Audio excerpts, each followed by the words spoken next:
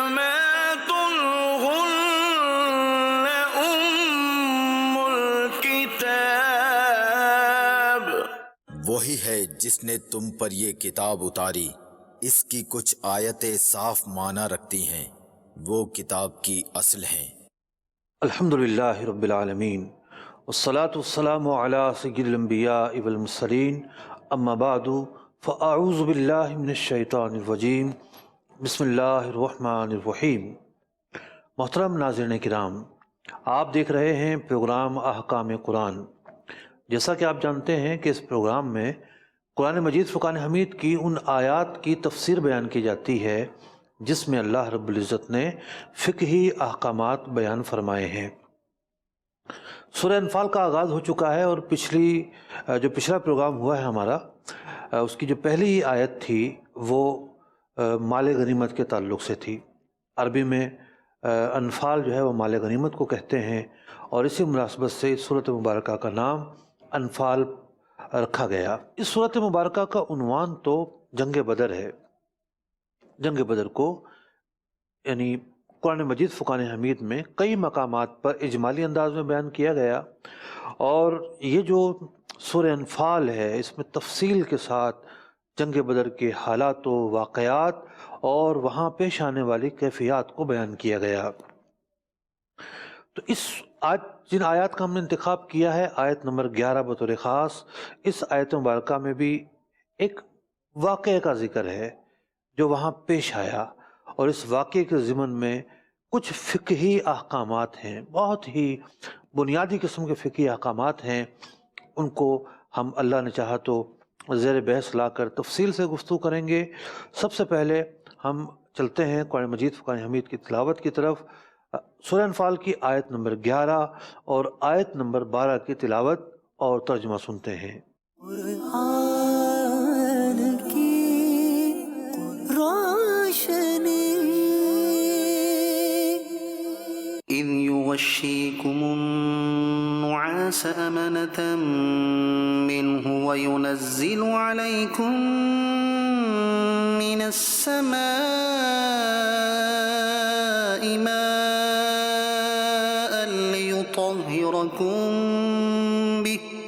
ليطهركم به ويذهب عنكم رجز الشيطان وليربط على قلوبكم ويثبت به الأقدام۔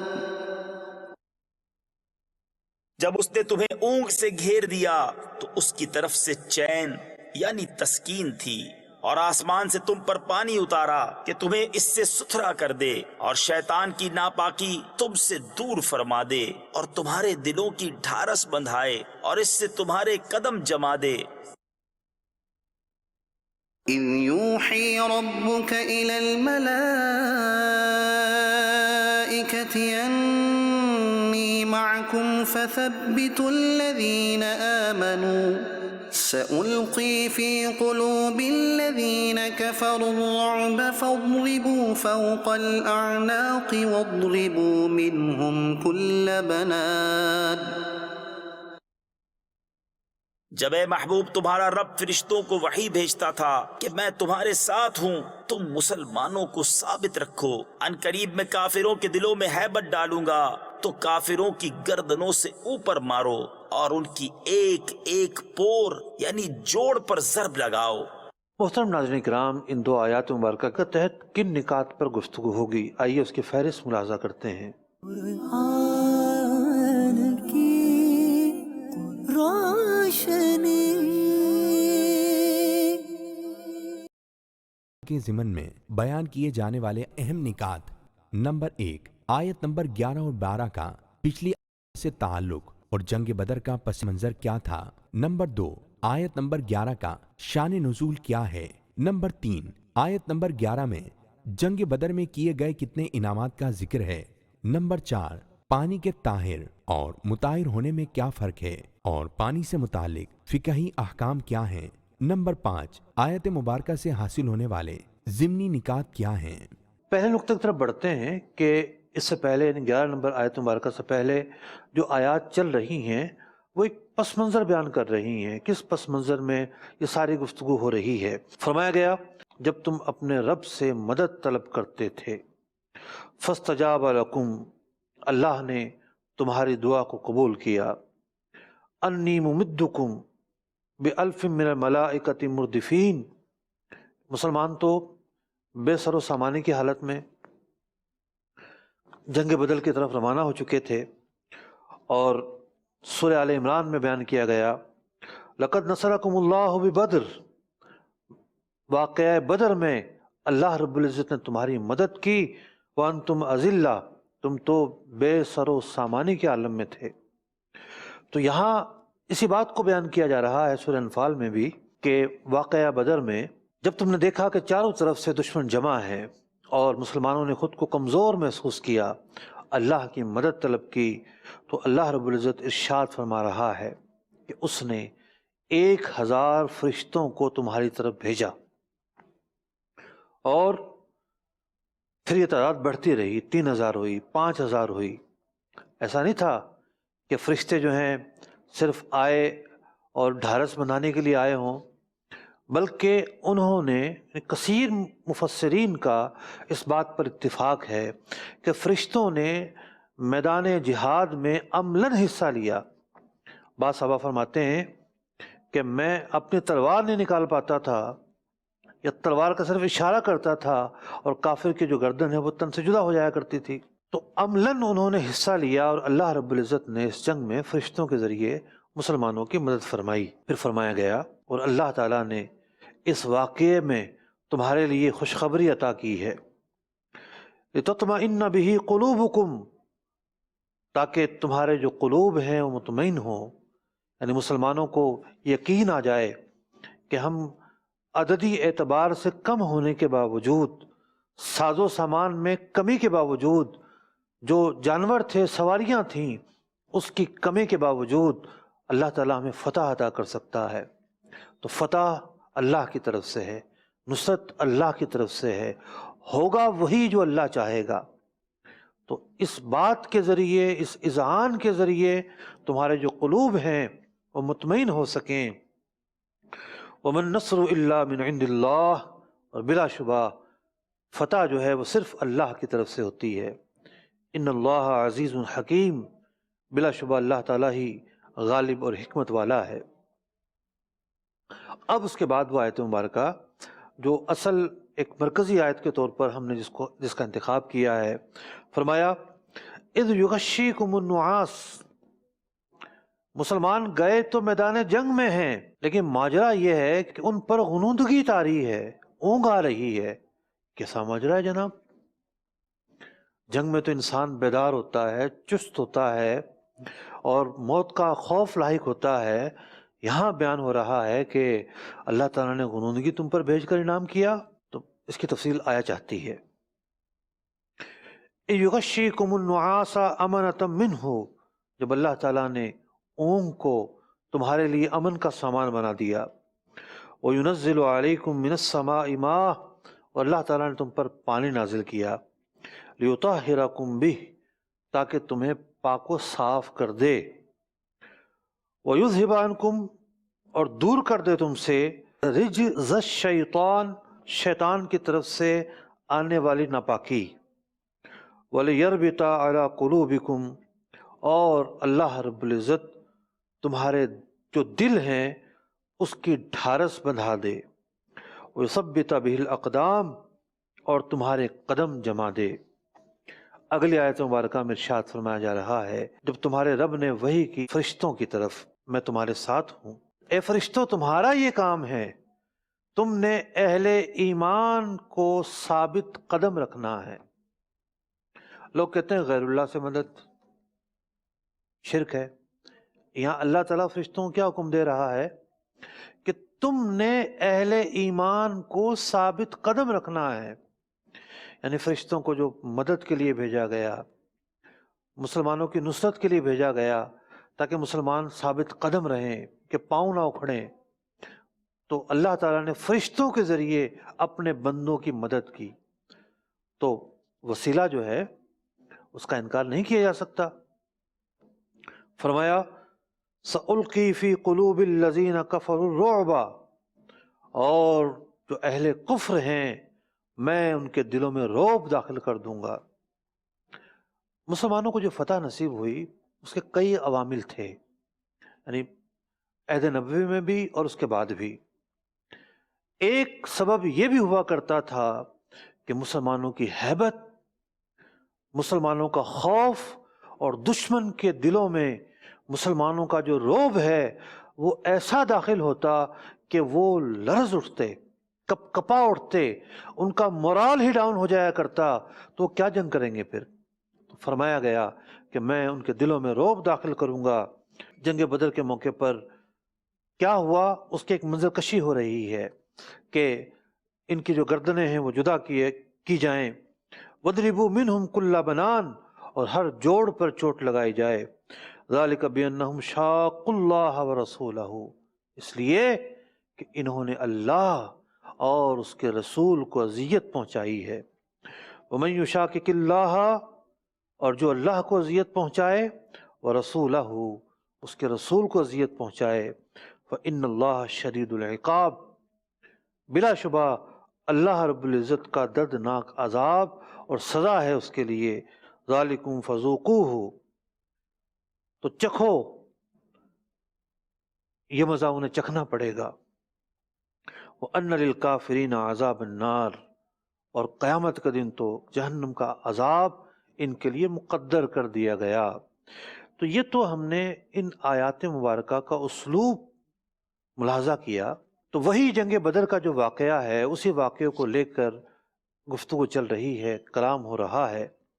शान नुज़ूल क्या है आयत नंबर 11 का? शान नुज़ूल ये है कि बदर के ताल्लुक़ से मुसलमान जब रवाना हुए अबू सुफियान के काफ़िले की तरफ, तो पता ही चला कि उस काफ़िला तो निकल गया है, और वहाँ से अहले मक्का, कुफ़ारान मक्का अबू सुफियान के काफ़िले की हिफाजत के लिए और मुसलमानों से लड़ने के लिए अपने घरों से निकल चुके हैं। नबी अकरम अलैहिस्सलाम कुछ साथियों को लेकर आगे बढ़ रहे थे। बहुत थोड़ी तादाद थी, कहीं 313 का फिगर आया है और कहीं इससे भी कम फिगर किताबों में वाक़ हुआ है। तो मुसलमानों का सामना दो लोगों से हुआ। एक का नाम अबू राफ़े था, हज़रत अब्बास रज़ियल्लाहु तआला अन्हु का ग़ुलाम था, और दूसरे का नाम असलम था जो उक़बा बिन अबी मुईत का ग़ुलाम था। सहाबा इकराम अलैहिम रिदवान ने इनसे अहले मक्का के हालात दरियाफ़्त किए कि क्या सूरत हाल है।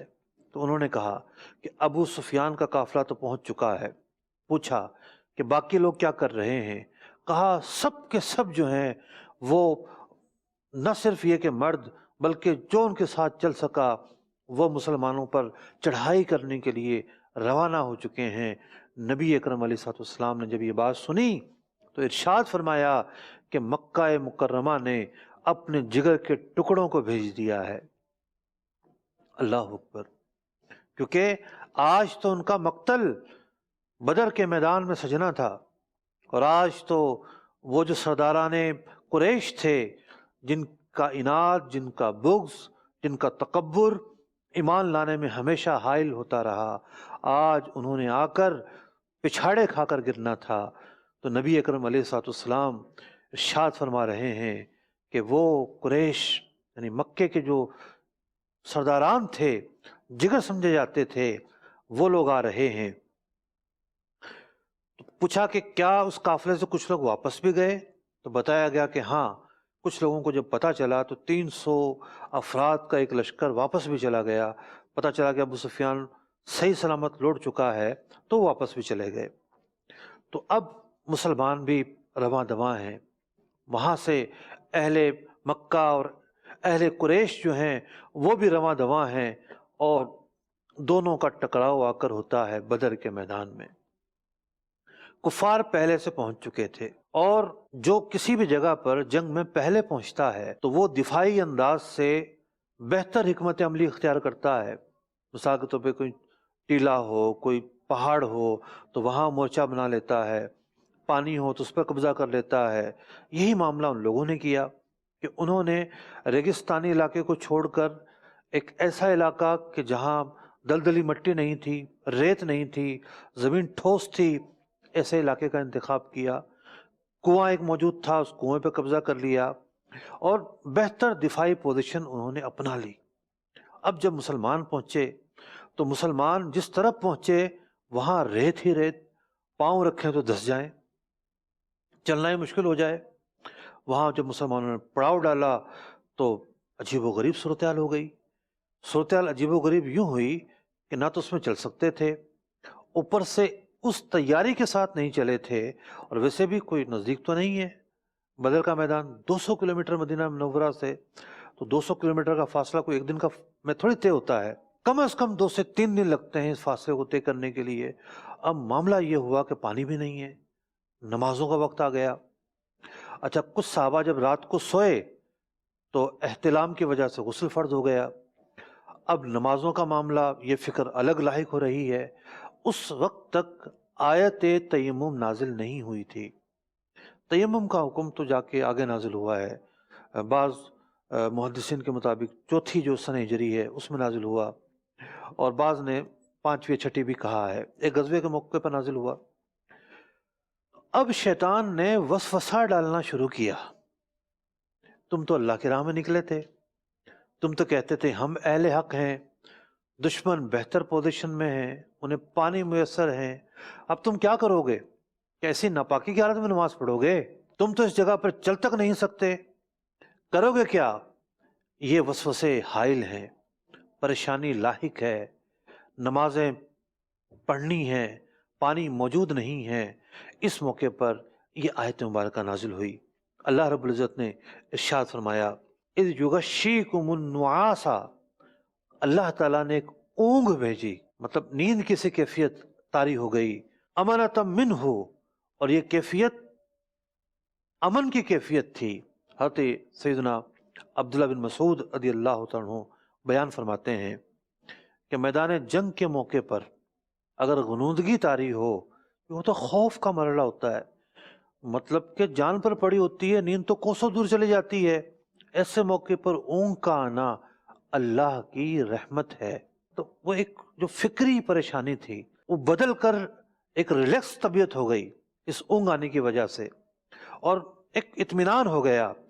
لیکن پریشانی ایک تو نہیں تھی، پریشانیاں تو بہت ساری تھیں۔ اب کیا فرمایا جا رہا ہے؟ وَيُنَزِّلُ عَلَيْكُم مِّنَ السَّمَاءِ مَاءً، اور اللہ رب العزت نے بارش جاری فرما دی۔ وَيُنَزِّلُ عَلَيْكُم مِّنَ السَّمَاءِ مَاءً لِيُطَهِّرَكُم بِهِ، تاکہ تم اپنا وضو بنا سکو، تاکہ جنہیں غسل کی حاجت تھی وہ غسل ادا کر سکیں۔ تو اس آیت مبارکہ کے اندر جو فقہی حکم ہے، حلال و حرام کا جو حکم ہے، وہ یہی وہ الفاظ ہیں، یہی وہ موقع ہے کہ جس کے لیے اس آیت مبارکہ کا انتخاب کیا گیا، کہ پانی کی حیثیت کو اللہ رب العزت نے اس آیت مبارکہ میں بیان کیا ہے۔ فرمایا وَيُذْهِبَ عَنْكُمْ رِجْزَ الشَّيْطَانِ، اور شیطان جو تمہیں وسوسہ دلا رہا تھا کہ نمازوں کا کیا ہوگا، فکریں ڈال رہا تھا، پریشانیاں تھیں، ریت والی زمین تھی، بارش کی وجہ سے وضو کا بھی انتظام ہو گیا اور وہ ریت بھی جم گئی اور ریت ٹھوس ہو گئی۔ دوسری طرف دشمن جس علاقے میں تھا وہاں بارش کی وجہ سے چکنا پن آ گیا، پسلن ہو گئی، پاؤں تک وہ قائم نہیں رکھ سکتے تھے، منظر ہی بدل گیا۔ تو فرمایا شیطان جو وسوسہ ڈال رہا تھا وہ وسوسہ چلا گیا۔ وَلِيَرْبِطَ عَلَىٰ قُلُوبِكُمْ، تاکہ تمہیں قلبی طور پر ڈھارس پہنچے، وَيُثَبِّتَ بِهِ الْأَقْدَامِ، اور تمہارے جو پاؤں مٹی میں دھسے جا رہے تھے وہ پاؤں جو ہیں وہ اب نہ دھسیں، ٹھہرے رہیں، ثابت قدم رہو تم۔ قرآن مجید فرقان حمید نے کل 7 نعمتوں کا بیان کیا جو غزوہ بدر میں شرکت کرنے والوں کو نصیب ہوئیں۔ مطلب 7 تو وہ ہیں جو اس اسلوب میں چل رہی ہیں، اس کے علاوہ بھی نعمتیں تھیں، جیسے مال غنیمت، وہ بھی تو اللہ تعالیٰ کی نعمت تھی، اور مال غنیمت تو ایک ایسی نعمت تھی کہ جو پچھلی قومیں ہوا کرتی تھیں، پچھلی قومیں اگر مال غنیمت حاصل کرتی ان پر حلال نہیں تھا، اس امت کی خصوصیت ہے کہ مال غنیمت کو حلال قرار دیا گیا۔ تو مفسرین نے لکھا کہ اس موقع پر اللہ رب العزت نے اس آیت مبارکہ میں 6 نعمتوں کا ذکر کیا، اور پیچھے جو ذکر چل رہا ہے اس کو ملا کر 7۔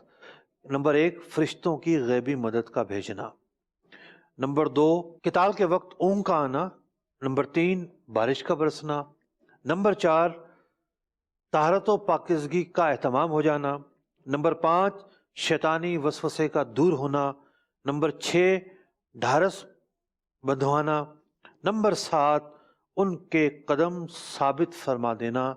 قدم ثابت کرنے کی 2 تفسیریں ہیں۔ بعض مفسرین نے کہا کہ جب اتنی ساری چیزیں آ گئیں تو اب وہ جو قدم ڈگمگانے کا احتمال تھا دور ہو گیا، یعنی ایک مورال کے اعتبار سے ثابت قدم ہو گئے۔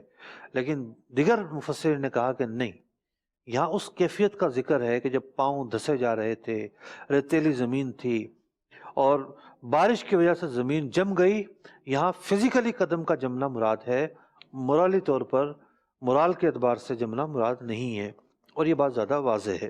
اب چلتے ہیں اگلے موضوع کی طرف جو آج کا سب سے اہم موضوع ہے۔ پانی کا تذکرہ فرمایا وَيُنَزِّلُ عَلَيْكُم مِّنَ السَّمَاءِ مَاءً، اللہ تعالیٰ نے تمہارے لیے پانی برسایا۔ کیوں؟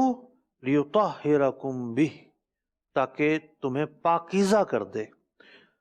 پانی کے کئی اوصاف بیان ہوتے ہیں، قرآن مجید میں بیان ہونے والے 2 اوصاف کا میں تذکرہ کرتا ہوں۔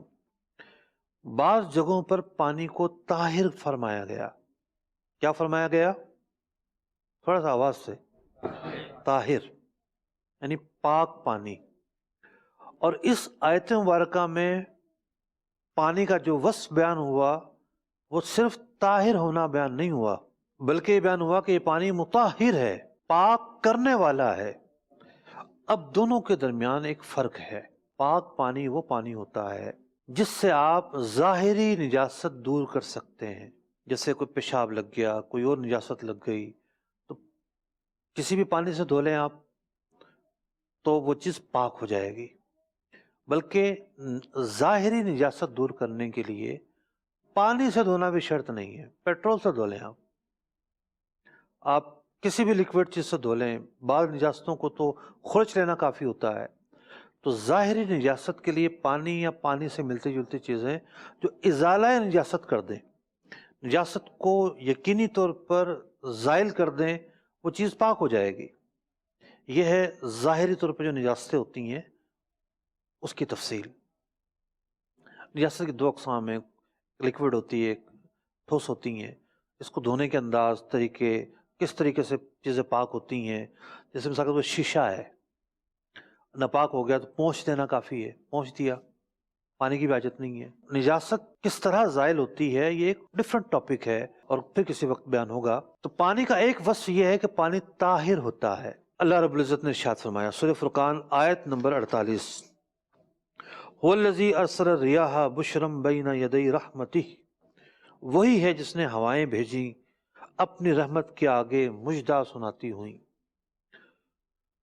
وَأَنزَلَ مِنَ السَّمَاءِ مَاءً طَهُورًا، اور اللہ تعالیٰ نے پانی نازل کیا جو طاہر ہے۔ سورہ فرقان آیت نمبر 48 میں جس پانی کا تذکرہ کیا جا رہا ہے، پانی کا وصف جو بیان ہو رہا ہے کہ ایک پانی وہ ہوتا ہے جو طاہر ہوتا ہے۔ تو یہ تو تھی پانی کی ایک قسم، اور ایک پانی وہ ہوتا ہے جو اس نجاست کو دور کرتا ہے جو نظر نہیں آتی۔ بھئی کسی کی ریح خارج ہو گئی اور وضو ٹوٹ گیا تو جسم پر تو کوئی آلودگی نہیں ہے، ظاہری طور پر کوئی گندگی نہیں لگتی جسم پر، لیکن حکمی طور پر یعنی مانوی طور پر اعضائے وضو پر ایک نجاست طاری ہو جاتی ہے، جس کو فقہا کہتے ہیں کہ جی حدث طاری ہو گیا۔ تو جب بندہ وضو کرتا ہے تو وہ نجاست دور ہو جاتی ہے، ہمیں وہ نجاست نظر نہیں آتی، لیکن وضو کے ذریعے ان اعضاء میں ایک نور آتا ہے اور وہ جو کیفیت تھی وہ زائل ہوتی ہے۔ تو جس پانی نے اس کیفیت کو زائل کیا اسے مطہر کہتے ہیں۔ اسی طریقے سے کسی پر غسل فرض ہو گیا، مثال کے طور پر وہ جہاں گندگی لگی تھی اس کو دھو لیتا ہے، کسی نے پورا دھڑ دھو لیا، لیکن غسل تو ادا نہیں ہوا نا. اب بھی حکمن ناپاک ہے، جنابت باقی ہے. یہ جنابت کیسے دور ہوگی؟ جب یہ غسل کرے گا. 3 فرض ہیں: ناک میں پانی ڈالنا نرم حصے پر پورے، کلی کرنا گرگرہ فرض نہیں ہے، روزہ نہ ہو تو گرگرہ کرنا سنت ہے، اور پورے جسم پر پانی بہانا، یعنی سر کے بالوں سے لے کر پاؤں کے ناخن تک کوئی حصہ خشک نہ رہ جائے، پانی بہہ جائے. صرف چپڑ لینا کافی نہیں ہے، بہانا ضروری ہے. غسل ہو گیا. تو جس پانی نے یہ کام کرنا ہے اس پانی کا مطہر ہونا ضروری ہے. تو یہ وضو اور غسل دودھ سے نہیں ہو سکتے، عرق شیرین سے نہیں ہو سکتے، عرق گلاب سے نہیں ہو سکتے. اس کے لیے پانی ہی ہونا ضروری ہے، اور پانی بھی ایسا ہو جو مطہر ہو. فقہ نے لکھا کہ 7 طرح کے پانی ہوتے ہیں: بارش کا پانی، سمندر کا پانی، نہر کا پانی، کنویں کا پانی، برف سے یا اولوں سے جو پنگھلے یہ پانی، چشمے کا پانی. یہ 7 جو پانی ہیں یہ مطہر پانی ہے، طاہر بھی ہیں مطہر بھی ہیں.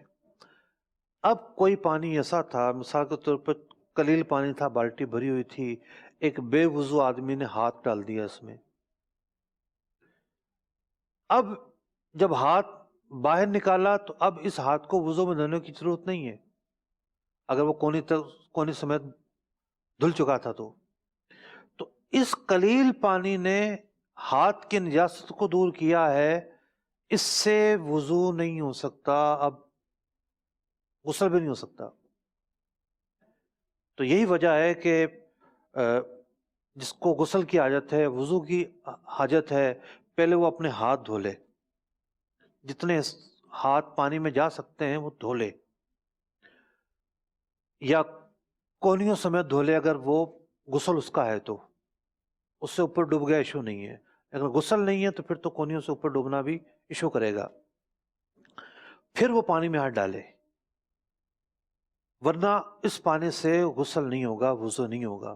گھروں میں بعض اوقات ٹینک ہوتے ہیں، پانی نکال رہے ہیں اس سے جناب، کوئی تمیز ہی نہیں ہے ہاتھ کی کیا کیفیت ہے کیا نہیں. ٹھیک ہے، کوئی نجاست لگی ہوئی نہیں ہے، تب بھی آپ کو پتہ ہونا چاہیے کہ مستعمل پانی کیسے ہو جاتا ہے. یہ جو میں نے مثالیں دیں یہ وہ مثالیں تھیں کہ اس سے مستعمل ہو گیا پانی. جی السلام علیکم ورحمۃ اللہ. وعلیکم السلام. کراچی میں جو میمن مسجد ہے بولٹانہ مارکیٹ میں، جی تو وہاں میں ایک تالاب بنا ہوا ہے، تو اس میں سب ہاتھ مار کے ہی وضو کرتے ہیں. مچھلیوں کا تالاب ہے؟ نہیں، مچھلیوں کا نہیں ہے، پھر وضو کے لیے بنایا. اچھا، وضو کے لیے ایک تالاب ابھی بنا آپ ہوا نے ہے. فرمایا کہ اگر پانی میں ہاتھ مار لیں تو وہ مستعمل ہو جاتا ہے، تو اس سے وہاں تو سارے ہاتھ مار رہے ہوتے ہیں، ہاتھ ڈبو ڈبو کے وضو کر رہے ہوتے ہیں. تشریف رکھیے. میں نے ایک لفظ استعمال کیا، قلیل پانی. پانی کے 2 قسمیں ہیں. قلیل پانی جو ہے وہ اگر ہے اور اس میں آپ نے بغیر دھلا ہاتھ ڈال دیا تو مستعمل ہو جائے گا. لیکن اگر پانی کثیر ہے، کثیر پانی کو فقہ کہتے ہیں دہ در دہ، جس کی جو پیمائش ہے وہ تقریباً 225 اسکوائر فٹ بیان کی گئی ہے. 225 اسکوائر فٹ کا اگر حوض ہے، تالاب ہے، تو اس میں اب یہ مستعمل پانی کا مسئلہ حل ہو جائے گا. دیکھیں کتنی باریکیاں ہیں مسائل کے اندر، تو ان باریکیوں کا لحاظ رکھنا ضروری ہے. تو ایک پانی وہ تھا کہ جس سے وضو ہونا ہے. اب قلیل پانی اگر مستعمل ہو گیا، طاہر تو ہے لیکن وہ مطہر نہیں ہوگا، اس سے وضو نہیں ہو سکتا، اس سے غسل نہیں ہو سکتا. ایک پانی وہ بھی ہوتا ہے جس کو مکروہ کہتے ہیں. بلی کسی پانی کو جو ہے وہ منہ مار جائے، بلی پی جائے کسی پانی کو، تو یہ مکروہ ہوتا ہے. اس کو استعمال میں نہیں لانا چاہیے، یعنی پینے کے کام میں نہیں استعمال میں لانا چاہیے، بچنا چاہیے. جی یہ جو دادر آپ نے بتایا ہے، تو اس کی گہرائی کتنی ہونی چاہیے؟ گہرائی کے لیے کوئی وہ نہیں ہے کہ جناب اتنی گہرائی ہو، بس پانی کھڑا ہو اس کے اندر کافی ہے. MSc petroleum from Karachi university. کیا پیٹرول سے وضو ہو سکتا ہے؟ کیا بات ہے جناب. ویسے تو پیٹرولیم میں جو کچھ پڑھایا جاتا ہے، تشریف رکھیے، وضو کے باب میں بڑی بحث کی ہے فقہ نے اس کی. پیٹرول سے تو وضو نہیں ہو سکتا، اس کے لیے پانی ضروری ہے. مائع مطلق، مطلق کا مطلب ہے کوئی قید نہ ہو. آپ کہتے ہیں آب شیریں، آب گلاب، قید لگاتے ہیں نا، ایک کوئی قید نہ ہو. پانی ہونا ضروری ہے وضو کے لیے، غسل کے لیے، اور کسی لیکوڈ سے وضو اور غسل نہیں ہو سکتا. وضو کا میں یوں بھی تذکرہ کر رہا ہوں پیٹرولیم کے تعلق سے کہ وہ جو جیولوجی سبجیکٹ پڑھایا جاتا ہے ان لوگوں کو، تو اس میں زمین کی اقسام اور زمین کے کائنٹس پر بات ہوتی ہے. تو اعلیٰ حضرت امام اہل سنت امام احمد رضا خان علیہ رحمۃ الرحمن نے جب یہ بحث کی فتاوی رضویہ شریف میں کہ کس چیز سے تیمم ہو سکتا ہے، کس سے نہیں ہو سکتا، تو چونکہ تیمم صرف مٹی سے ہو سکتا ہے تو پھر فرمایا یہ چیز بھی مٹی، یہ چیز بھی مٹی، یہ چیز بھی مٹی، یہ چیز بھی مٹی.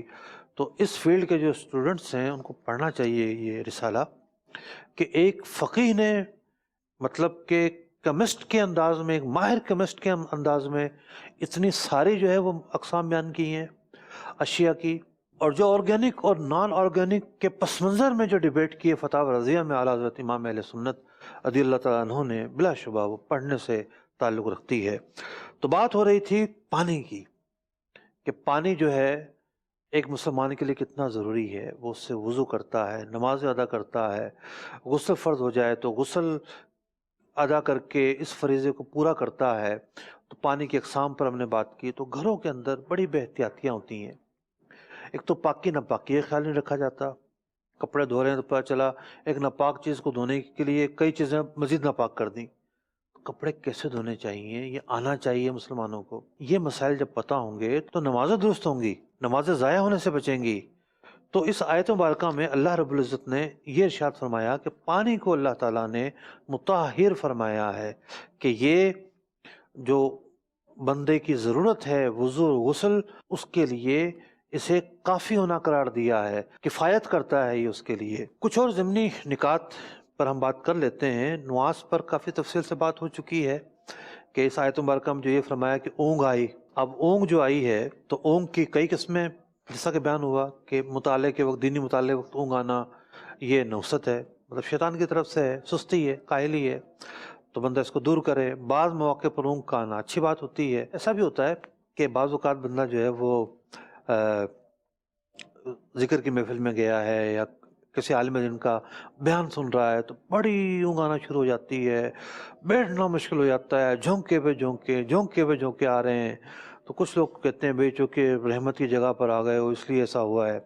بھائی یہ اس لیے ایسا نہیں ہوا، اصل تو یہ شیطان کی طرف سے ہے، کیونکہ شیطان نہیں چاہتا کہ واعظ و نصیحت سن کے بندہ اس کو کیچ کرے، اس ذہن میں قرار پکڑے، وہ چیز یاد رہے، تو اس لیے وہ نیند میں مبتلا ہو گیا ہے. تو اس کو دور کیا جائے. کئی طریقے ہوتے ہیں، کھڑا ہو جائے، وضو کر کے آ جائے. تو نیند کو بھگانے کے بہت سارے طریقے ہوتے ہیں، لیکن بعض جگہوں پر یہی نیند خیر والی ہوتی ہے، جیسا کہ اس آیت مبارکہ میں جس موقع پر تذکرہ ہوا یہ نیند خیر والی ہے. اب آپ ایک اور چیز دیکھیں کہ بعض اوقات ایک مسلمان، مطلب بہت سارے عوامل ہوتے ہیں، مسلمان جس سے پریشان ہوتا ہے، تنگ ہوتا ہے، دشواری میں آ جاتا ہے. ایک چیز ہے احساس کمتری. بعض لوگ کہتے ہیں جی میں نماز پڑھنے کے لیے کھڑا ہوتا ہوں وسوسے آ جاتے ہیں، یا میں روٹین میں ہوتا ہوں، کام کاج کر رہا ہوتا ہوں وسوسے آ جاتے ہیں، یا میں یہ کام کرنے لگتا ہوں تو وسوسے آ جاتے ہیں.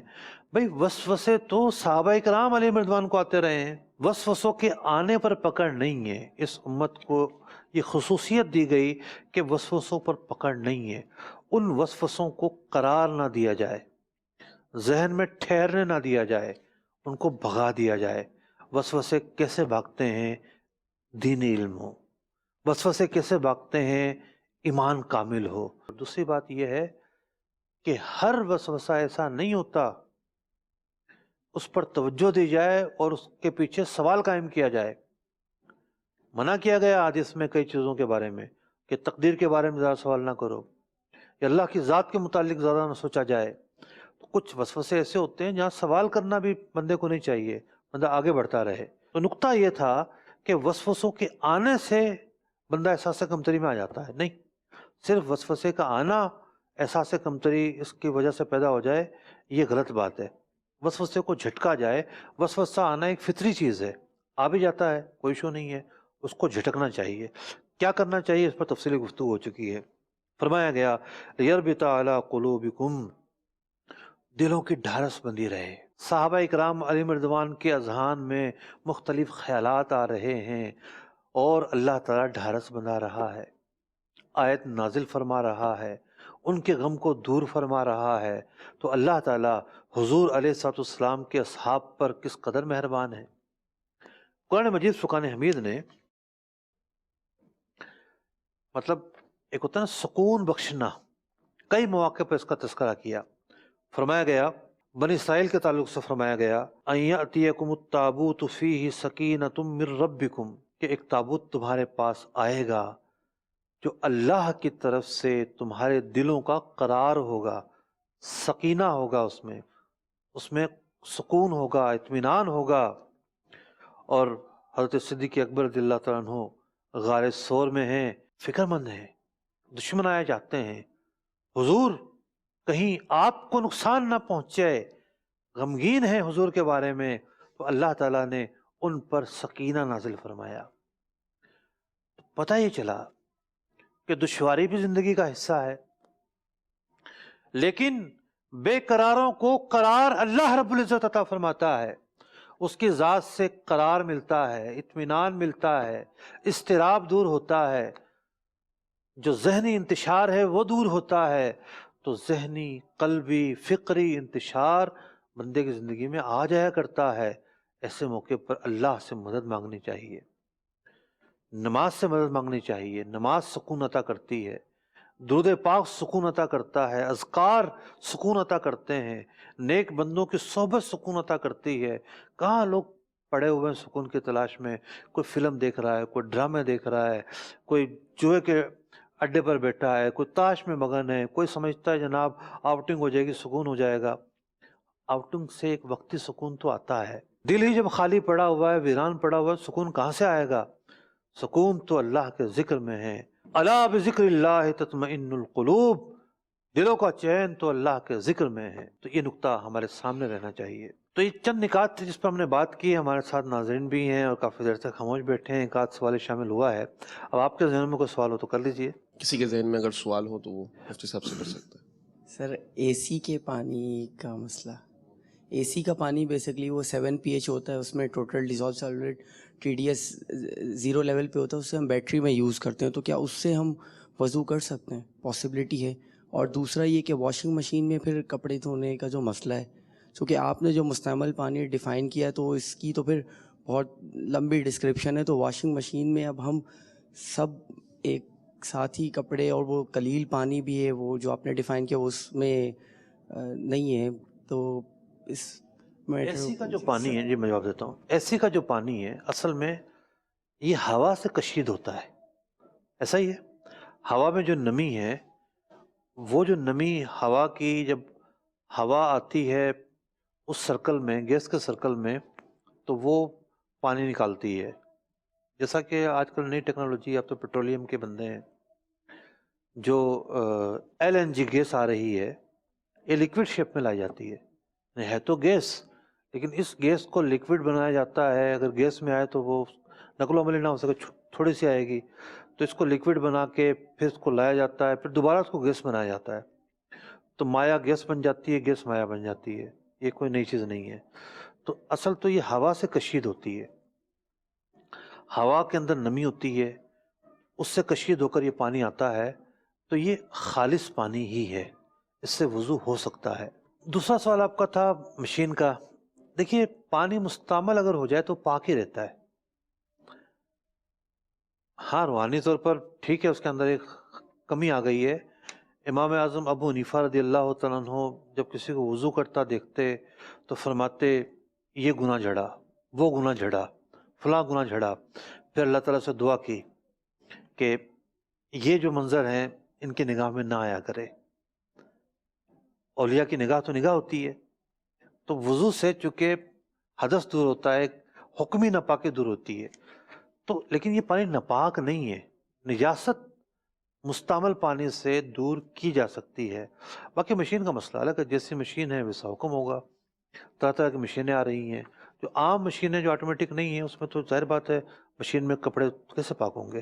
بعض مشینیں نجاست کو زائل کر دیتی ہیں، لیکن نجاست کی نمی باقی رہتی ہے. نجاست تو اس نے دور کر دی، لیکن سارا پانی ناپاک ہو گیا تو ساری نمی اس کے اندر باقی ہے. تو ایسی مشین سے کپڑا نکال کے بہتے پانی میں پاک کر لیا جائے. کسی ٹب میں ڈالا جائے، بالٹی میں ڈالا جائے، ہاتھ بھی وہیں رکھے جائیں اور پانی بہہ جائے. تھوڑا سا ہلاتے رہیں تو بہہ جائے گا پانی. جب اپنے ساتھ وہ نمی بہا کر لے گیا جو اس میں تھی تو یہ پاک ہو جائے گا. اور یہ ضروری ہے کہ ناپاک چیز کو پاک چیزوں کے ساتھ ڈالا ہی نہ جائے. چیزیں ناپاک ہیں ان کو الگ کر کے ناپاک کے دور کر لی جائے، پاک کر لیا جائے، تاکہ مشین میں پاک چیزیں ہی رہیں. آج کل جو آٹومیٹک مشین آئی ہے، آٹومیٹک مشین کے اندر کچھ مشینیں ایسی ہیں کچھ صورتیں ایسی ہیں کپڑا جس میں پاک ہو سکتا ہے. وہ پھر ڈیٹیل طلب ہے، فی الحال تو تفصیل اس کی بیان کریں گے تو 5-7 منٹ اسی میں چلے جائیں گے. جی میرا سوال یہ ہے کہ کیا وضو کرتے وقت جو پانی ہوتا ہے اسے کسی ناپاک جگہ پہ بہایا جا سکتا ہے؟ اگر ناپاک جگہ جاتا ہے، نالی میں جاتا ہے تو کوئی حرج نہیں ہے اس میں. السلام علیکم. وعلیکم السلام. میرا سوال یہ ہے کہ جیسے آج کل جو ہے کراچی میں اور بلکہ پورے پاکستان میں بارش کا جیسے سیزن چل رہا ہے، تو یہ نارملی جب ہم بائک پہ آ رہے جا رہے ہوتے ہیں، گاڑی مطلب ایسے ہی پیدل چل رہے ہوتے ہیں، تو چھینٹیں بہت زیادہ جو ہے وہ آ جاتی ہیں. اب ان چھینٹوں کے بارے میں ہمیں کنفرم نہیں ہوتا ہے کہ آیا یہ بارش ہی کا پانی ہے یا جو ہے نالے وغیرہ کا یا کوئی ایسا نجاست والا پانی ہے، تو اس کے لیے کیا حکم ہے؟ پانی کے اوصاف اللہ تعالیٰ نے جو بیان فرمائے، فقہ نے نقطہ لکھا ہے تفاسیر کے اندر کہ پانی کو پاک قرار دیا گیا ہے. ایک چیز اپنی اصل کے اعتبار سے کیا ہے؟ پاک. الیقین لا یزول بالشک، یقینی چیز یہ کہ پاک ہے. اب اس یقینی چیز کے سامنے ایک شک آ گیا، شک کی وجہ سے ناپاک نہیں قرار پائے گی. تو راستے کا جو کیچڑ ہے وہ پاک کہلاتا ہے، سوائے اس کے کہ آپ کو یقین ہو کہ اس میں تو نجاست پڑی ہوئی ہے اور وہی مجھے لگی اٹھ کر. بعض اوقات یوں ہوتا ہے کہ پانی بارش میں نالے بہ رہے ہوتے ہیں،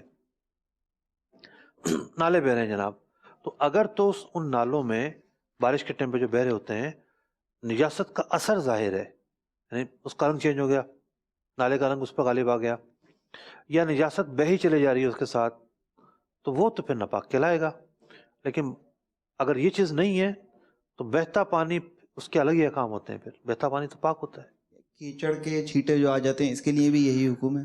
کیچڑ کے چھینٹوں کو بغیر ثبوت کے کہ یہ ناپاک ہیں، ناپاک نہیں کہیں گے. جی میرا سوال یہ ہے کہ اگر کپڑے میں خون لگ جائے تو کپڑا ناپاک ہو جائے گا؟ جیسے کوئی زخم ہے، وضو بنا کے بندہ بیٹھا ہوا ہے، اب وہ اچانک سے اس میں خون نکلنے لگے اور وہ کپڑے میں لگ جائے تو کپڑا ناپاک ہو جائے گا اسے؟ 2 مسئلے ہیں یہاں پر. ایک تو یہ پتہ ہونا چاہیے کہ خون نکلنے سے وضو کب ٹوٹتا ہے. اگر وہ ابھرا ہے، صرف ایک اسپاٹ ظاہر ہوا ہے، اس سے وضو نہیں ٹوٹے گا. جب وضو نہیں ٹوٹے گا تو وہ ناپاک بھی نہیں ہے. لیکن اگر وہ بہہ گیا، سرک گیا، اب وضو بھی توڑ دیا اس نے اور ناپاک بھی ہے. تشریف رکھیے. تو محترم ناظرین کرام، آپ نے آج جانا کہ قرآن پاک کی آیات خاص پس منظر میں نازل ہوئیں، مختلف واقعات کے پس منظر میں نازل ہوئیں، اور جہاں ان آیات مبارکہ میں ایک منظر کشی ہے ان حالات کی کہ جس کے پس منظر میں وہ نازل ہوئیں، اس کے ساتھ ساتھ فقہی احکام بھی اس پس منظر میں بیان ہو رہے ہیں. یعنی قرآن کے نزول کا انداز یہی تھا، جس طرح کی حاجت مسلمانوں کو پیش آتی اس انداز کے مسائل جو ہیں وہ بیان کیے جاتے. تو اللہ رب العزت سے دعا ہے کہ قرآن پاک کا سیکھنا، سمجھنا، عمل کرنا ہم پر آسان فرما دے. آمین بجاہ النبی الامین صلی اللہ تعالی علیہ وسلم. فہم قرآن کا مجھ کو میرے مولا عطا کر دے، پڑھوں سمجھوں عمل کا بھی مجھے یا رب تو جذبہ دے.